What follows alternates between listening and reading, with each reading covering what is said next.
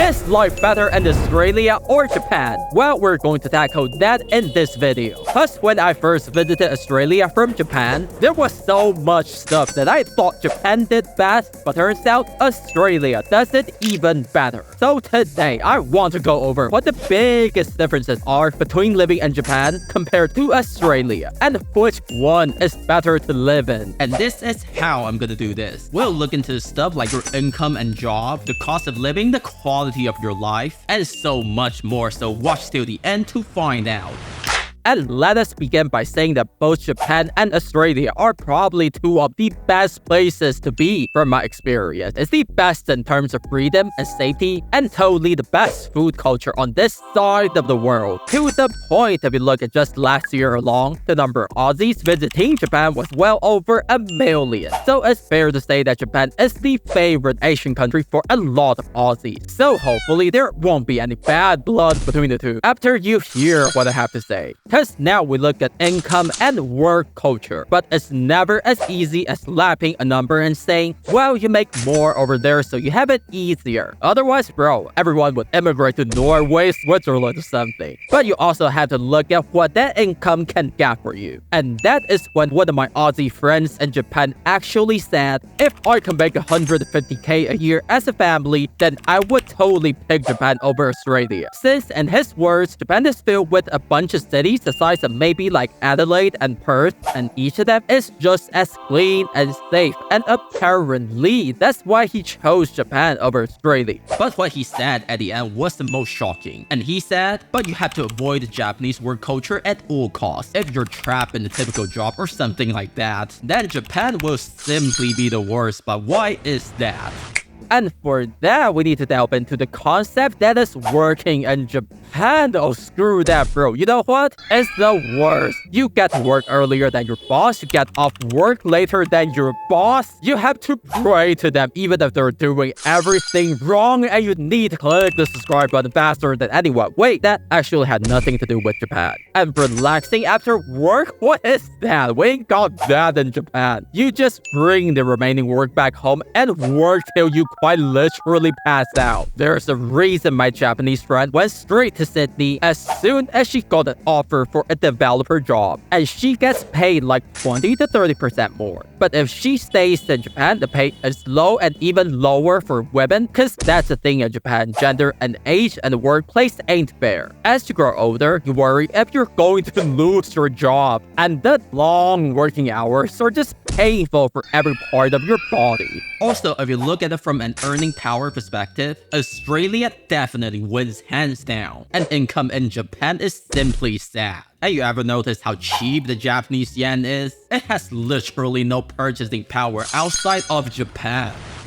But now let's talk about Australia. Do Aussies get a better work-life balance than the people in Japan? And for that, I have to say, it really depends. It's mostly okay and relaxed, and this is a big but. Since one of my Aussie friends is a nurse, and she wanted to quit her job so many times because of the toxic workplace, where her boss apparently always bring anyone down for their mistake. But when they make a mistake, you gotta cover up for them. Another one of my Aussie friends puts it best. A lot of time, it's not what you know, it's who you know. And if you're not part of the inner circle, then you better have some good luck. But that's why you can't put a blanket statement and say, like, Aussies have an easier work culture, because that simply wouldn't be fair. What I can say is this: the minimum wage in Japan is only about 10 Aussie dollars, and I can swear it hasn't changed since I was a kid. So from a financial standpoint, Australia in the long term seems to be better off than Japan, as you get more money despite the high cost of living and more room for investment in your job in the future. I think the best case scenario is like, if you can earn an Australian salary, but you live in Japan, then you can live like a king. I have an Aussie friend who does that with a remote job, but even he said a job like that would get thousands of applicants. So I don't know how possible this best case scenario is.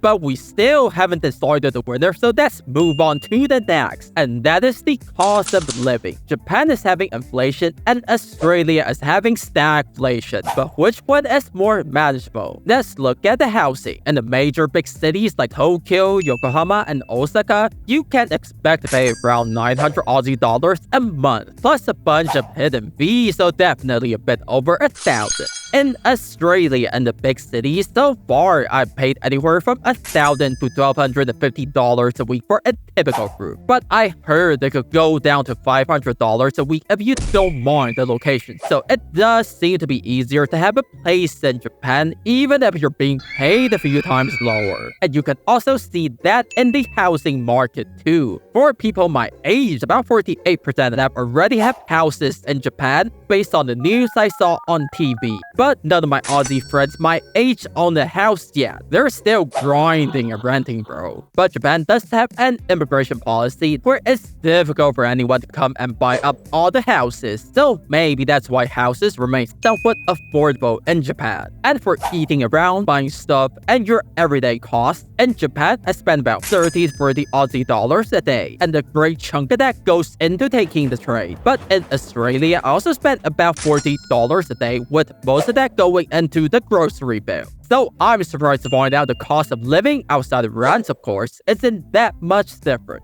Although I do want to point out that the Japanese ramen in Australia is about 2 times more expensive than the ones in Japan. But I'm also shocked at how original and authentic the taste is. Like, apparently you don't even have to travel to Japan to have the best ramen anymore. But now let's talk about the quality of life. As you may know, Japanese healthcare and social services are pretty solid. And so is a world-class public transport, like high-speed rail and local train that takes you anywhere. But the downside is you have to be okay with living in the shoebox inside a crowded city. It's kind of like a nation of tomorrow, you might say. It's clean, it's safe, it's not super expensive, and my Aussie friend in Japan says he never met an unfriendly Japanese. But Australia is also crazy good in those aspects, you know. When I first traveled to Australia something like 25 years ago for a ski vacation, there weren't even buses to take. And now you have the fanciest shiniest springs I have ever seen. The city design also makes a lot of sense. I know many people make fun of how 95% of Australia is empty, and people only live in coastal places. But hey, being able to see ocean every day is something you can only dream of in most parts of Japan. And I know many of you guys love traveling to Japan, but here's the thing. You do get bored of Japan and a typical Japanese city at some point. But I never got bored seeing the same big city in Australia. So yeah, maybe having an ocean in the back makes all the difference. But none of that matters if you don't make friends that can't fit in. So let's talk about social life. Since Japanese people will be extremely polite and welcoming, but you will be considered an outsider. One of my Aussie friends said if you're not Japanese, you will never fit in, and that's just how it is. But even the locals will face this issue. My Japanese friend living in Tokyo is looking to move to Australia, and why is that? Well, he has no friends, and even though he wanted a good relationship, but he's afraid of having an awkward conversation, so he ended up going to the gym along all the time. But Aussies, on the other hand, and I'm not even making this up, bro, like a friend of mine from the UK now living in Australia, and his friend circle is massive, all the way from Japanese, Americans to Europeans. But even he told me that Australians are by far the best and the funniest people he met. He says Aussies are like happier Brits with a good sense of humor. I don't know if that's good or bad, but Aussies are good at being polite and saying hello. And I do find it easy to look for someone interested in talking to you in Australia, and also the funny Aussie humor you get to hear all day. As of right now, flying from Australia to Japan takes about 8 to 9 hours. So why is it that two nations so far away from one another can be so closely matched in so many aspects? Is Japan better? Is Australia better? Tell us what you think in the comments. But now let's look at the final result.